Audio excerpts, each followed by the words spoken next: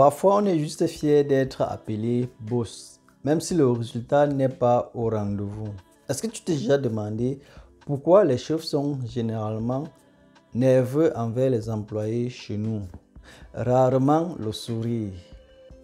Ils ne prennent pas les employés au sérieux. Ils pensent d'ailleurs qu'ils aident ces derniers en leur donnant de l'emploi et pourtant c'est l'entraide.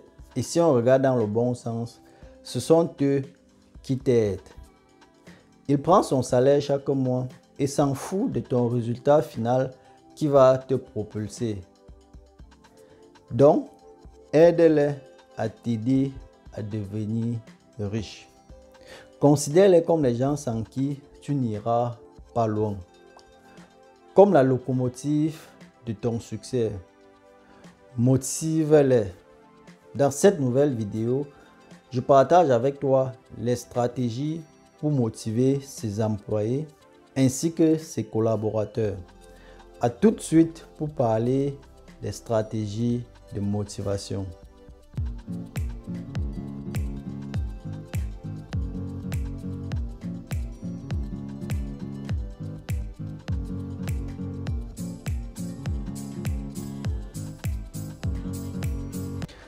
Salut, j'espère que tu vas bien. Moi, c'est Vitris Tafokam.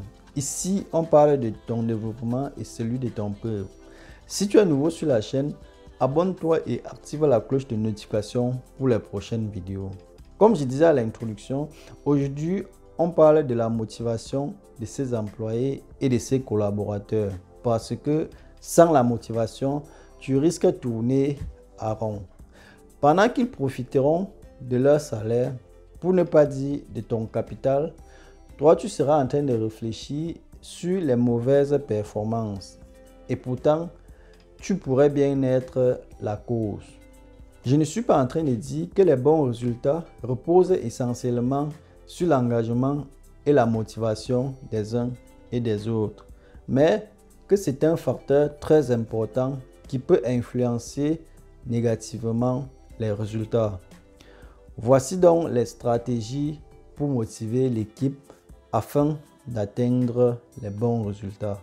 La première stratégie, c'est de bien payer ses employés et ses collaborateurs. Quand le salaire est bon, tu es sûr à 80% d'avoir une équipe en forme. Le salaire payé à temps est une bonne source de motivation. Quand un employé accumule des arriérés de salaire, des mois de salaire non payés, ce qui est généralement le cas chez nous, il n'est pas le seul à subir, même tes résultats payent le prix.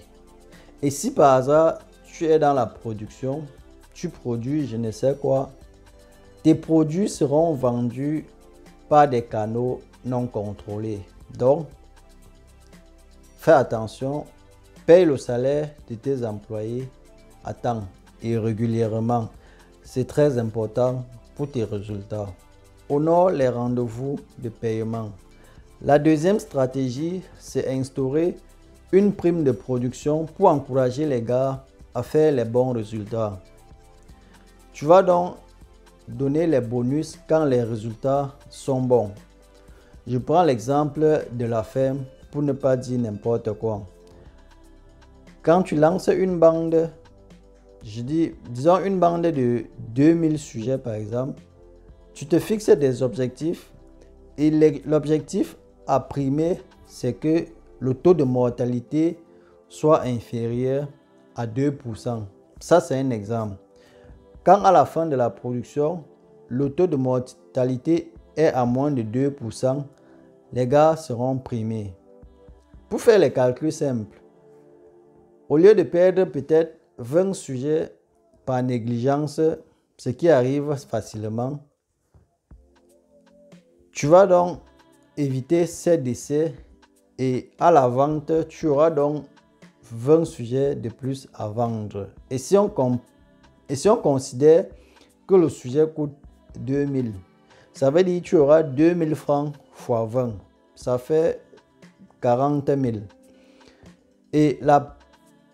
Et pourtant, la prime ne va pas peut-être atteindre 10 000.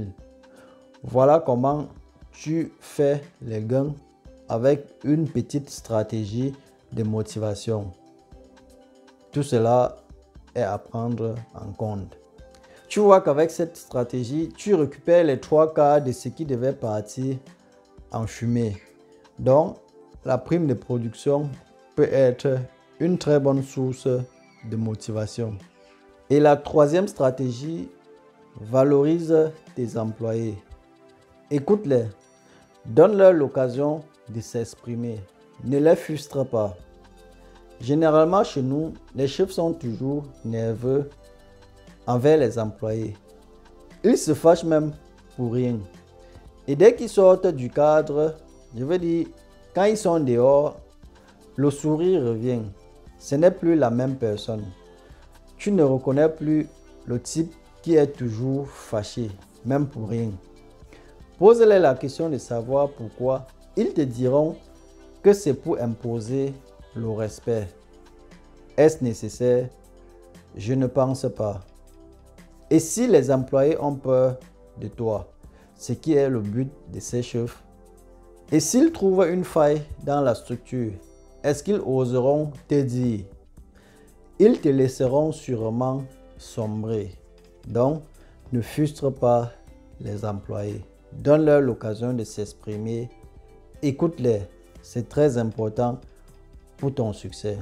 Et enfin, une dernière stratégie, c'est rester soi-même. Ne deviens pas quelqu'un d'autre pour assumer le rôle du chef. En fin de compte, tu te fais toi-même du mal. Beaucoup pensent que les employés peuvent être remplacés facilement. Et pourtant, ce n'est pas vrai. Travailler un an, disons seulement un an avec une personne, et perdre cette personne, c'est une perte pour toi. Car la nouvelle personne doit être formée. Est-ce qu'il va passer? Est-ce qu'il aura les bons résultats? Est-ce que tout ira bien? Trop de points d'interrogation. Ça peut aller mieux, mais ça, tu ne peux pas savoir avant. Pour dire vrai, il y a plusieurs possibilités de booster une équipe. Ton entourage, la vie quotidienne peut influencer tes résultats.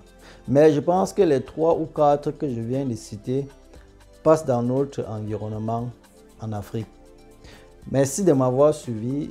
Si tu es nouveau sur la chaîne, abonne-toi et active la cloche de notification pour les prochaines vidéos. Et surtout, porte-toi bien et à dimanche prochain. Ciao.